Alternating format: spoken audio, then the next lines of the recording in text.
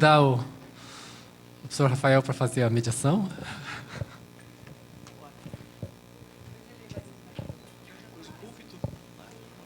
Quem que vai cuidar lá embaixo? Senta aí no meio.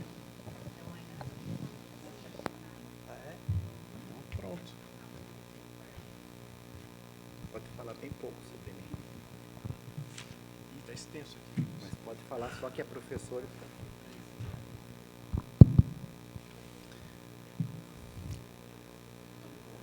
Vamos lá, então. Dando continuidade aqui ao nosso evento, e como última atividade prevista aqui no segundo colóquio Álvaro Vieira Pinto, daremos então o início à mesa redonda, que será composta pelo professor Jefferson Maynardes e pela professora Edla Egert. O tema da mesa redonda será Álvaro Vieira Pinto, Educação em Sociedade. Farei, então, uma rápida apresentação então, dos dois professores. A professora Edla Egert, em pós-doutorado no Programa de Estudos de la Mujer, da Universidade Autônoma Metropolitana de Xochimilco, Cidade do México, doutorado em Teologia pela Escola Superior de Teologia, mestrado em Educação pela Universidade Federal do Rio Grande do Sul, graduação em Pedagogia. É professora na Escola de Humanidades da Pontifícia Universidade Católica do Rio Grande do Sul e coordenadora do Programa de Pós-Graduação em Educação. A pesquisa, a produção do conhecimento realizado majoritariamente por mulheres com pouca escolaridade em atividades de trabalho artesanal, na interface com a educação de jovens e adultos. E estuda histórias de mulheres e a produção teológica produzida nas margens por meio da hermenêutica feminista. Professor Jefferson Maynardes é licenciado em Pedagogia pela Universidade Estadual de Ponta Grossa, mestre em Educação pela Universidade Estadual de Campinas, doutor pela UCL, Institute of Education, é professor associado do Departamento de Educação da Universidade Estadual de Ponta Grossa e do Programa de Pós-Graduação em Educação, mestrado e doutorado. Desenvolve pesquisas sobre políticas educacionais, enfocando principalmente epistemologias da política educacional e políticas para a educação básica. Por um acordo aqui entre os professores, entre o professor e o professor Jefferson, o professor, então, irá iniciar aqui a sua fala nessa mesa redonda. Professor Jefferson, fique à vontade. Alô, alô. Bom, então, boa tarde a todos. Eu gostaria de agradecer o convite do professor Luiz Ernesto e também do Rodrigo, enfim, de toda a equipe aqui da UTFPR, e falar para vocês que eu vou falar um pouquinho sobre esse tema, Educação em Sociedade, e vou falar um pouco a partir da minha formação e da minha área de atuação, que é a pedagogia, a educação, que eu acho que talvez seja um pouco diferente daqueles que vêm da área da filosofia. Abriu. Pode passar, Merkel, por favor.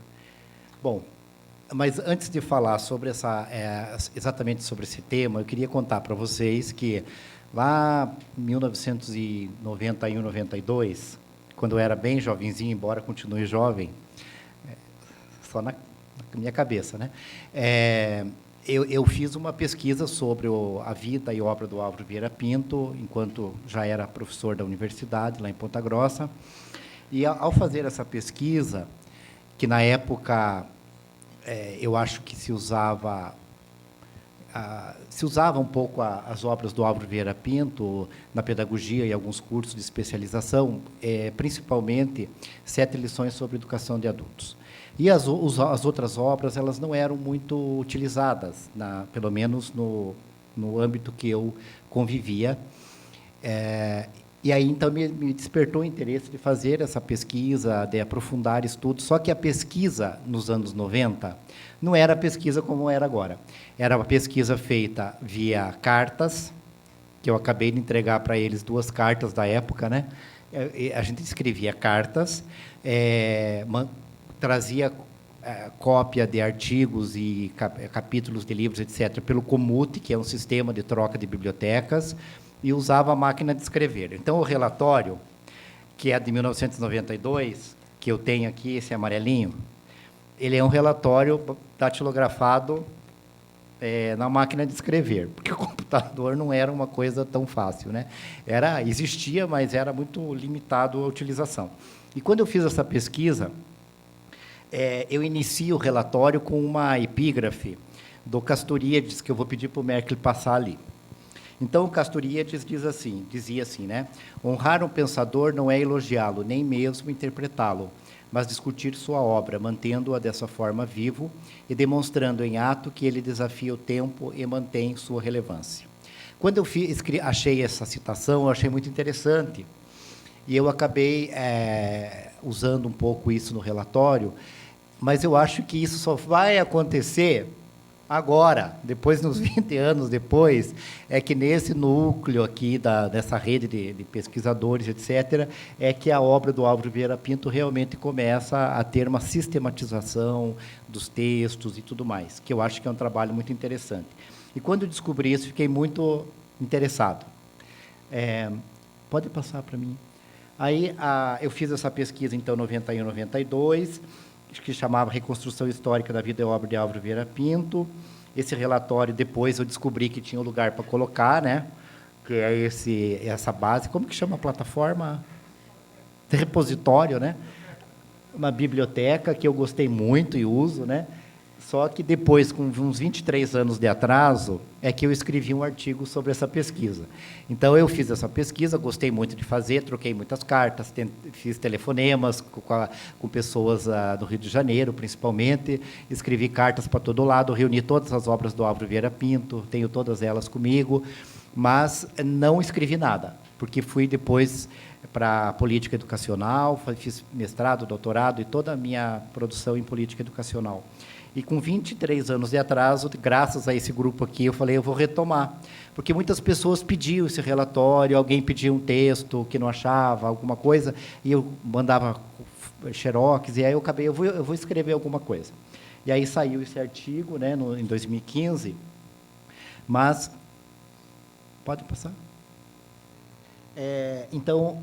Qual o contato? Como foi o meu contato com o Álvaro Vieira Pinto? Então, em 88, 89, num curso de especialização em educação que eu fiz lá em Ponta Grossa, se falava muito, né, do Álvaro Vieira Pinto, que tinha falecido há pouco tempo antes do curso, e eu comecei lendo aquele tributo a Álvaro Vieira Pinto, escrito pelo Saviani, que foi publicado na Revista Brasileira de Estudos Pedagógicos, depois Educação e Sociedade.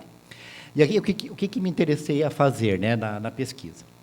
Eu fiz um levantamento, então, da biografia e obras do Álvaro Vieira Pinto, um histórico do ISEB, reuni muito material sobre o ISEB, as obras, as traduções que ele fez, muita coisa que hoje está muito disponibilizada, na época era mais difícil de ser conseguida. Consegui também algumas fotos com algumas pessoas da família e pessoas também que conviveram com ele, e as principais cartas da época que eu troquei e guardei eram essa do Hernani Vieira Pinto, que era irmão do Álvaro, né? Então eles eram 4 irmãos, acho que 4 irmãos, e na época só ele, Hernani e Laura eram vivos. Os outros o Álvaro já tinha falecido, outro irmão também.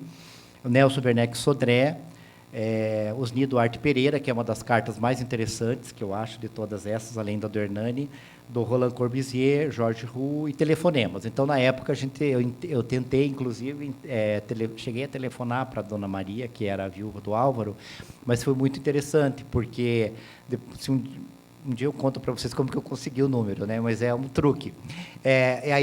Mas elas... meu interesse em falar com ela era por conta de uma obra que ele cita, que se chama Pedagogia Filosófica. Como eu venho da área da pedagogia, eu tinha interesse em saber se essa obra existia, se ele tinha escrito, o que tinha nessa obra, mas, na época, ela falou que não tinha como falar dessas coisas, ela não tinha interesse e não deu continuidade assim à conversa. Depois, posteriormente a essa pesquisa, é que surgiu, então, o conceito de tecnologia e a sociologia dos países subdesenvolvidos, que o professor Favre resgatou, né, desse processo todo. E tem algumas fotos aqui que eu vou mostrar para vocês. Aqui é o Álvaro no Paraguai. Eu consegui essa foto com o Hernani, que é irmão dele. Acho que ele estava pensando naquele livro Filosofia Atual, né? Quando ele estava aí nessa foto. Aí tem uma outra foto deles, aqui o Álvaro e a Maria Aparecida, né? Fernandes, depois Vieira Pinto, e 2 outros exilados, que eles não sabiam citar o nome na época, né? Se alguém descobrir, que eles estavam num parque lá na Iugoslávia, Belgrado. Hoje Belgrado, não sei se na época era Belgrado, que mudou tanto, né? Em 1965, que eram fotos bem interessantes. Aqui é onde funcionava o ISEB, que depois passou a ser Museu do Índio, que é Botafogo, Rua das Palmeiras 55, então é um casarão colonial, que é aqui que sofreu todo aquele ataque em 64, que queimaram. O Nelson Werneck Sodré relata bem, num livro que chama Verdade sobre ISEB, tudo o que aconteceu, né, depois do golpe militar. A gente vive tanto falando em golpe, né? O golpe militar, e aí eles prenderam 3 pessoas que trabalhavam ali, né? A própria Maria Aparecida trabalhava ali como datilógrafa, secretária, mas no dia dessa invasão ela já não estava, né? Porque já sabia que a coisa estava muito complicada. Tem mais uma foto do casarão aqui, mais uma ainda. Aqui tem o nome do fotógrafo também, que eu acho que era um funcionário do Museu do Índio. Não sei se é interessante, mas eu gosto de mostrar isso porque é um pouco de curiosidade, né, nessa pesquisa que nós fizemos lá tantos anos atrás.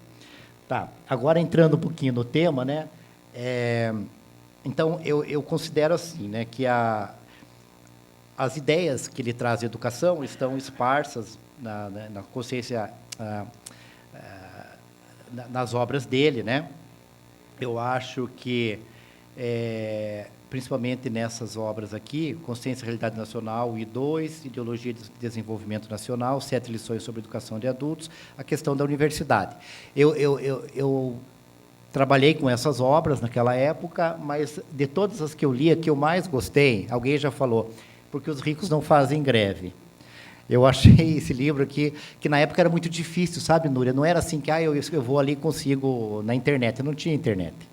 Então, eu consegui o xerox desse livro, né? E, na época, e que eu tinha muita curiosidade, que chama Cadernos do Povo Brasileiro. Então, esse era um dos cadernos. E tem outros muito interessantes. E aqui na minha pesquisa eu tenho a lista dos cadernos, que eu acho que era da editora Civilização Brasileira, que até acho que alguns deviam até ser reeditados, né, para a gente tentar ter acesso a esse material. Mas, então, passando à frente, já foi falado bastante aqui sobre o livro 7 Lições, que eu acho um livro fundamental. Eu acho que, embora algumas pessoas, como o grupo da professora Sônia e outros grupos utilizam esse livro e outros, mas ainda é muito pouco usado na educação. Não sei com quem que eu conversava sobre isso hoje ainda. Não é as obras dele. Por isso que é importante esse grupo estar trabalhando, discutindo e resgatando a obra, porque não é um autor que tem sido usado de forma mais sistemática no campo da educação. Eu acho até que ele está um pouco de lado assim nas discussões. Falava também com Edla que nós gostamos muito de coisas novas e novidades, né, e acabamos esquecendo aqueles que são realmente importantes. Então, nesse livro, ele traz o conceito inovador e crítico, um conceito inovador e crítico de educação, trazendo várias características, né, mostrando que a educação é a formação do homem pela sociedade, mostra todas aquelas características da educação, que é um fato existencial, social, um fenômeno cultural, não é uniforme, desenvolve-se sobre o fundamento econômico da sociedade. Eu acho que isso é muito importante, né, da forma como ele coloca uma atividade teleológica, uma modalidade de trabalho social, um fato de ordem consciente, um fato de ordem consciente, um processo exponencial. Veja como tudo é processo, né? Quando eu li isso lá em 1989, quando eu li isso, que a educação é um processo exponencial, para mim foi como se eu estivesse compreendendo o que eu estava fazendo. Eu era professor, tinha feito curso de magistério no 2º grau, na época, eu já trabalhava como professor, já estava me preparando para fazer concurso, né? No ano que eu fiz concurso na universidade. que naquela época a gente entrava sem mestrado, sem doutorado, sem nada. Hoje em dia nem pensa isso, né? Mas eu entrei há 27 anos com curso de especialização, né? Graças a esse curso que eu conheci o Álvaro também. Então, quando eu estudei isso, que a educação é um processo exponencial, que se multiplica por si mesma, é que eu fui entender, então, a importância desse processo, enfim, e que nós deveríamos discutir mais isso também. É por natureza contraditória, implica sempre na conservação e na criação do saber. Daí ele fala do conceito ingênuo, conceito crítico, fala que conteúdo e forma são inseparáveis. Eu acho que tudo isso é importante, já foi bastante falado aqui, né? Também ele fala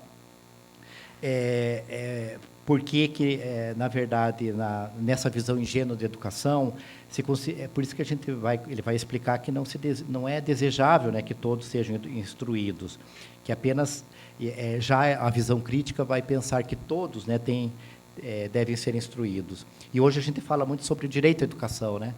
Eu acho que os autores que hoje falam sobre direito à educação são importantes, mas eu considero que a base de tudo isso poderia ser tirada do próprio Álvaro Vieira Pinto quando ele faz essas discussões.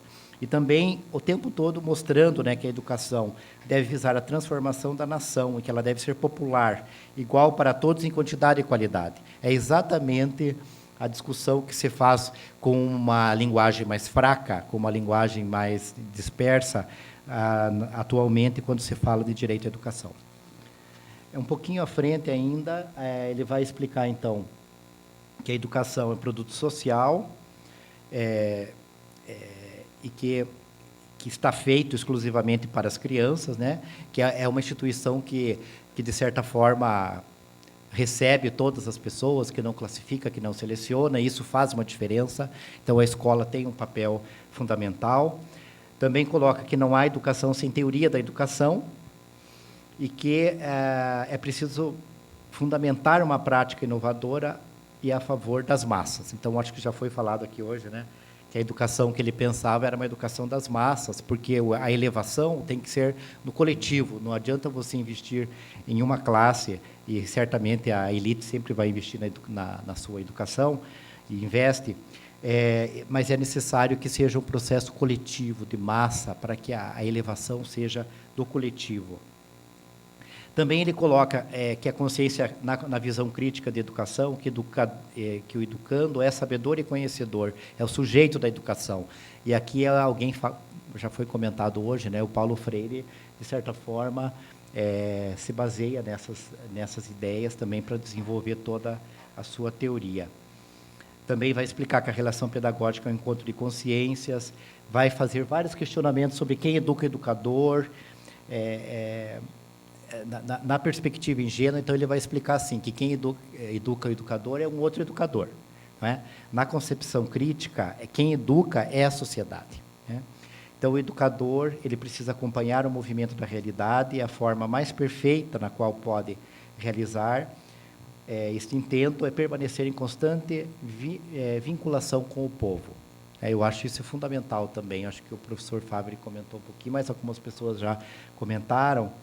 Então, há uma preocupação muito grande dele com essa vinculação, e que todo educador deveria ter essa vinculação com o povo, justamente para saber como vivem, como pensam, e o que necessitam e o que aspiram dessa escola e da educação como um todo.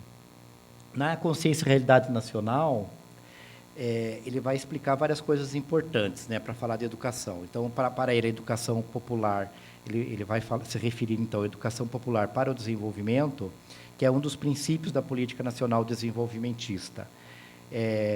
O desenvolvimento implica o progresso da consciência, e este é acelerado pela educação. Educação deve visar a totalidade das massas trabalhadoras e se descaracteriza cada vez mais como privilégio, se descaracterizar cada vez mais como privilégio das elites. Então, isso é muito interessante, porque lá nos anos 60 ele já colocava isso, e a gente vê isso hoje, né, de uma forma muito marcada, essa divisão que há, essa dualidade, vamos chamar assim, uma dualidade que há no processo educacional, alguns com uma educação mais limitada, enquanto outros com uma educação mais ampliada. Na questão da universidade, eu acho que há várias questões importantes. Eu acho que andei digitando alguma coisa errada aí. Por que alguns entram para a universidade e por que milhões de outros não entraram? Eu acho que isso é uma discussão dos anos 60, 62, mas hoje, mais do que nunca, isso está na moda, né?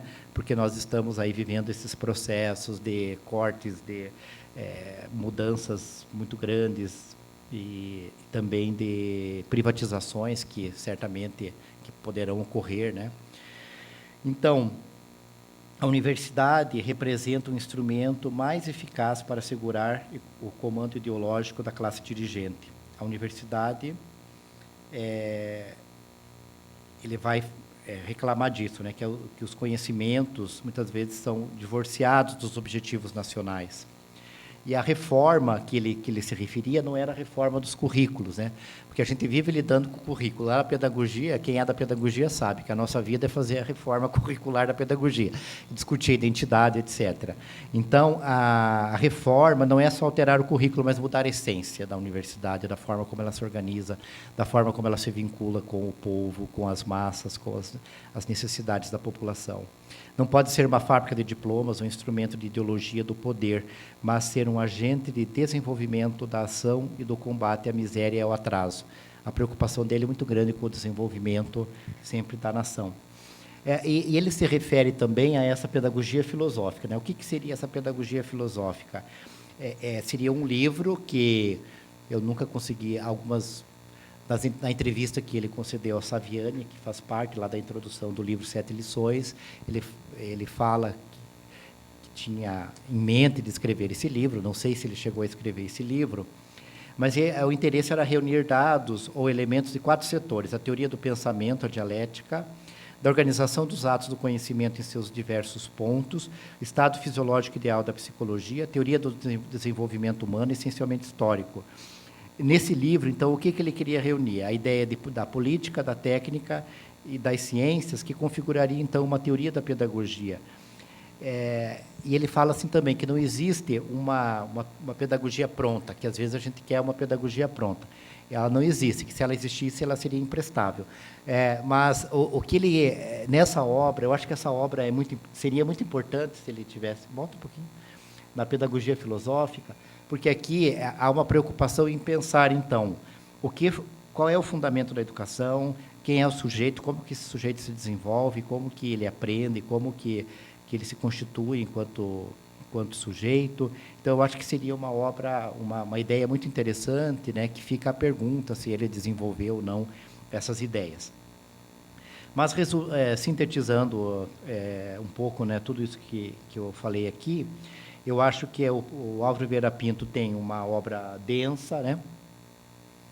É uma obra densa, em vários trechos dessa obra, há interfaces com a educação, alguns livros específicos sobre educação, principalmente 7 lições e questão da universidade, mas a educação está em ideologia de desenvolvimento nacional, está em consciência e realidade nacional.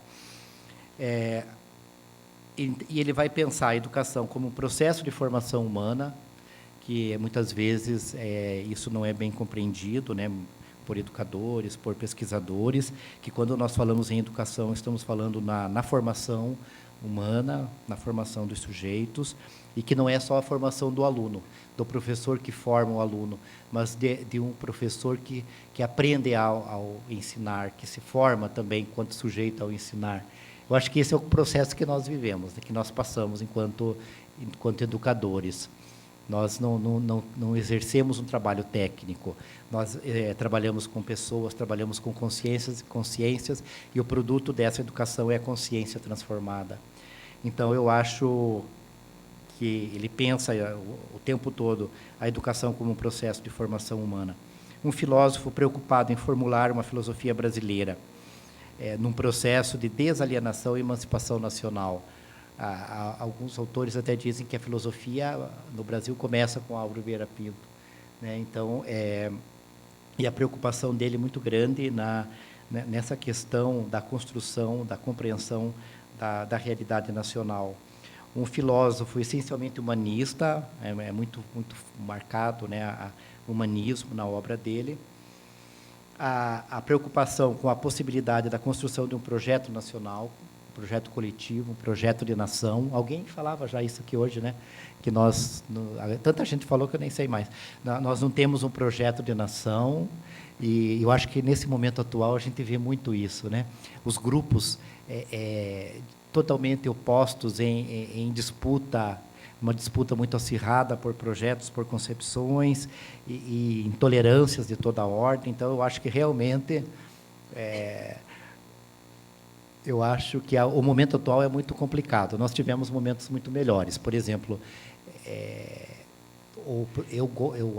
achei muito bom, muito interessante o período da redemocratização do país. Foi o período em que eu estudei a pedagogia.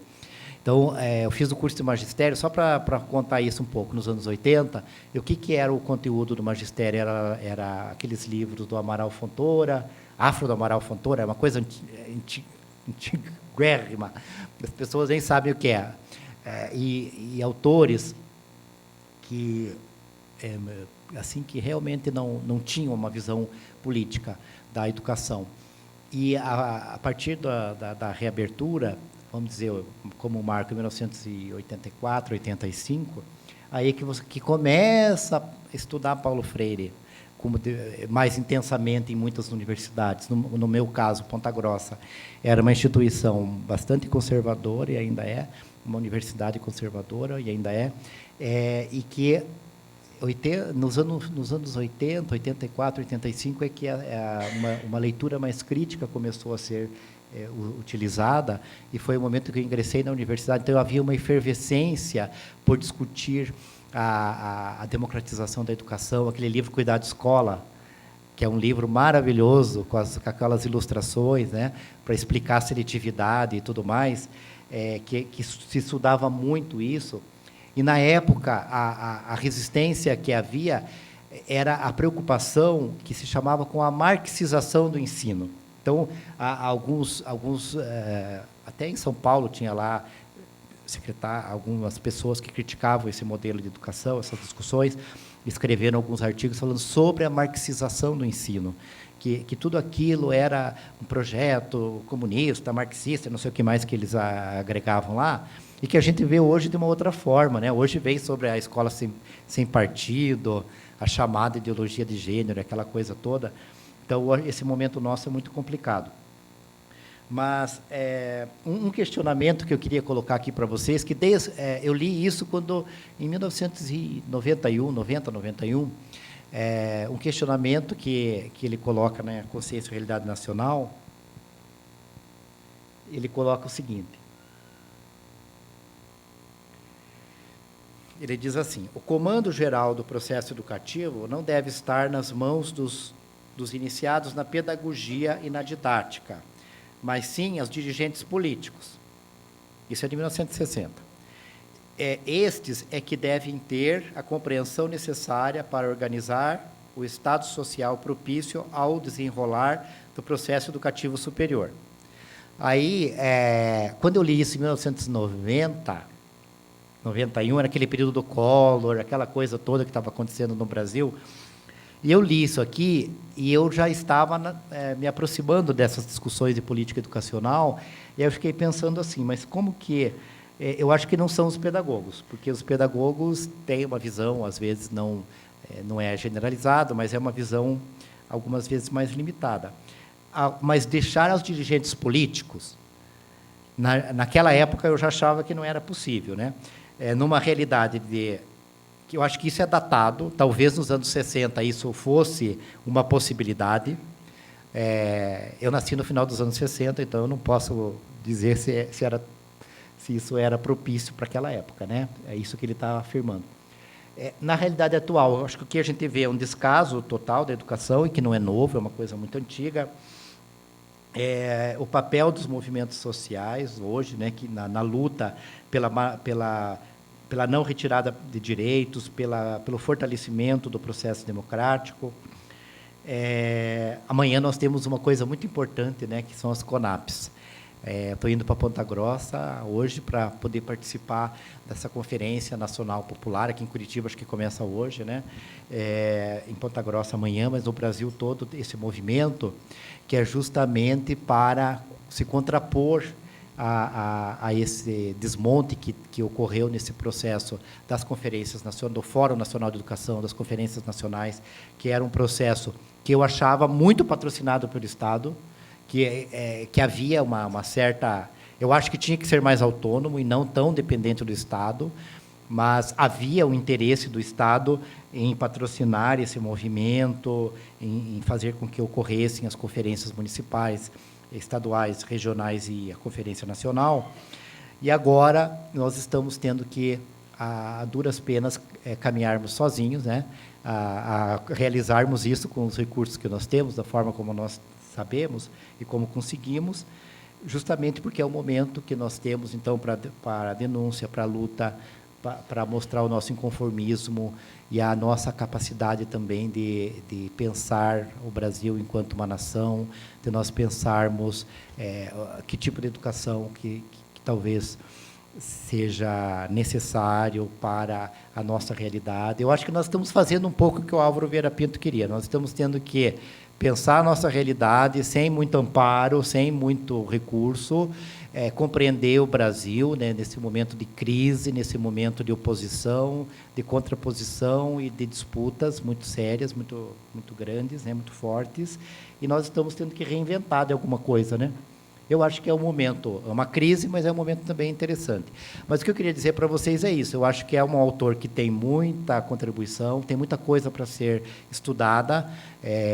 Aqui eu sei que vocês têm um grupo, vários grupos discutindo isso, tem pessoas pesquisando isso, mas há ainda muita coisa para ser pensada, as obras são muito densas, muito interessantes, e hoje nós temos uma facilidade que é ter o material que está lá disponível, né, no repositório, né, que é um nome bonito para dizer.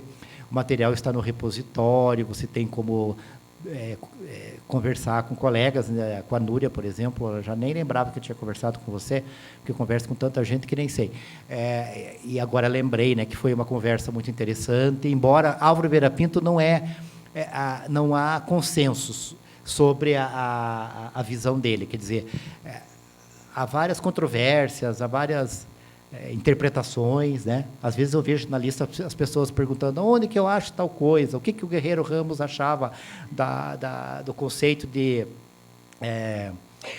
consciência ingênua e consciência crítica. Às vezes eu respondo alguma coisa que quando eu faço que nem a Ofélia, né?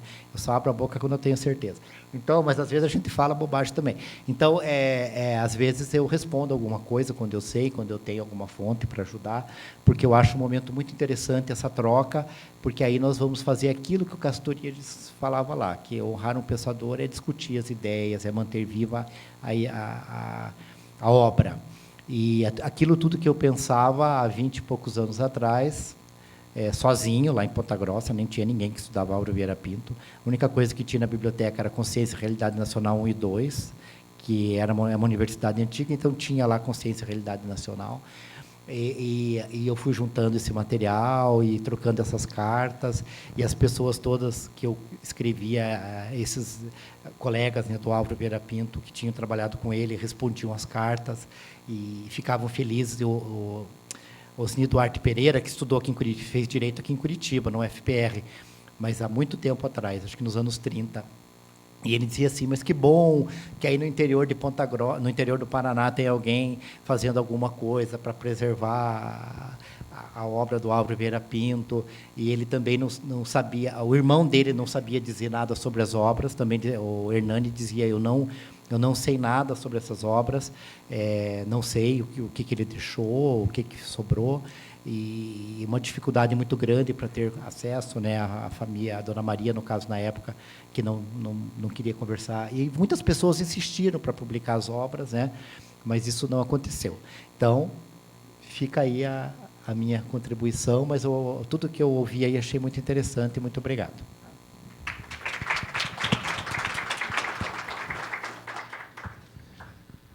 Obrigado, professor Jefferson. Bom, seguindo a metodologia de hoje pela manhã também, nós, então, abrimos para perguntas agora e, logo em seguida, então, nós iniciamos a fala da professora Edla.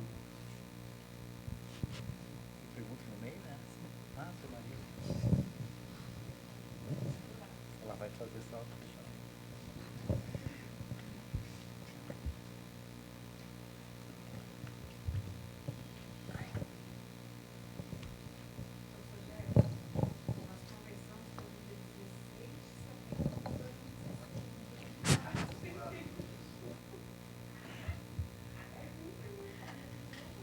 16 de setembro. Alô.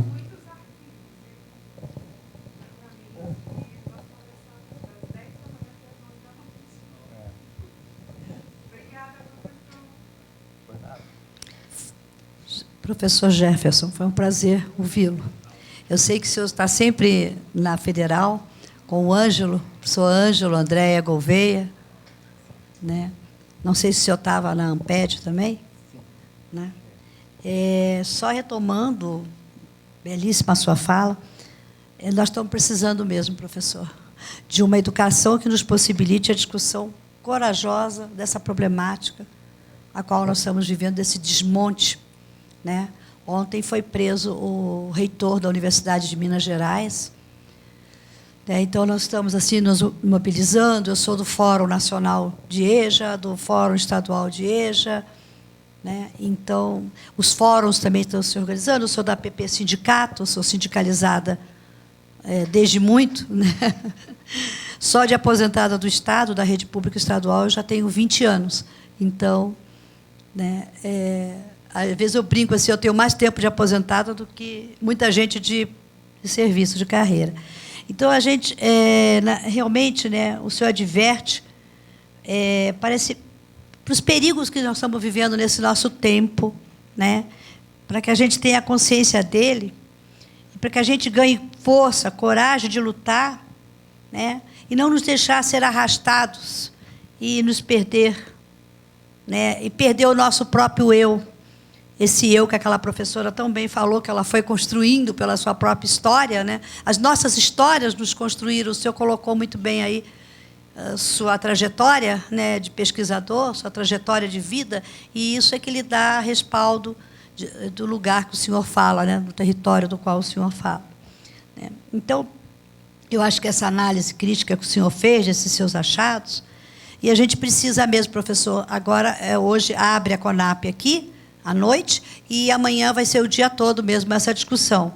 Então, eu acho que essa mudança, se não houver uma mobilização de todos os educadores, principalmente nós que somos da universidade, né? Se não houver essa mobilização do povo, mas antes de tudo, nós temos que ter essa consciência, né? Esse compromisso político, porque não adianta só ter também competência técnica, essa gente, né, o pomo da discórdia que o Saviani falava tanto, né, e a Guiomar Mamumelo e o Pablo Gentili discutiam, né, precisa ter compromisso político ou competência técnica? Precisa ter os dois, mas o compromisso político, nesse momento que nós estamos vivendo, né, professor, é necessário para a gente estar lutando. Senão, realmente, eu não sei como é que vocês estão se mobilizando lá, mas nós fizemos primeiro todo um fórum regionais, tivemos em Paranavaí, Londrina, todos os fóruns, né, Ponta Grossa, Guarapuava, então, os fóruns regionais. Agora nós vamos ter esse para depois encerrar em Minas Gerais. O encerramento da CONAP vai ser em Minas Gerais, no final do mês de abril. Eu não sei como é que vocês estão se mobilizando lá na universidade, mas, né, era isso que eu gostaria de parabenizá-lo. Muito, muito boa a sua fala.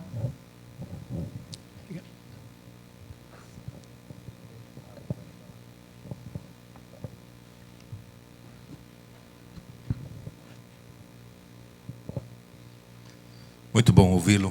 Obrigado pelo presente. E gostaria de levantar assim alguns aspectos já como encaminhamentos, talvez, como alternativas práticas. Lhe ouvindo, me ocorreu algumas questões. A primeira, sobre a questão do Amaral Fontoura. Eu achei fantástico isso. Sabe por quê? 1956, ele começa a falar do plano de ensino. Mas veja só que no ano 2012, a tecnoestrutura da universidade, principalmente na minha, não sei se isso é um programa nacional, inventaram, entre aspas, a aula estruturada. Aí eu fui investigar a fundo, e a aula estruturada, nos cursos de graduação, nada mais é do que a aplicação de técnicas e tecnologias avançadas em cima de uma epistemologia pedagógica, eu diria, atrasada. Então, veja bem, em 2012, tomando como base o primeiro discurso sobre o método de ensino, o planejamento de ensino, se instaura na universidade o quê? A tecnicização do ensino. E isso trouxe como consequência a morte da pesquisa. Se não a morte, mas a quase morte da pesquisa. Onde hoje, sem dúvida nenhuma, se prioriza o ensino. E a pesquisa sobre duras penas sobrevive com promoções, rifas e assim por diante. Para superar essa situação, eu penso que nós temos um desafio grande. Nós que trabalhamos em mestrados, doutorados, etc., começar a infiltrar disciplinas que contemple, de alguma forma, não tão escancaradamente, o pensamento de Álvaro Vieira Pinto. Né?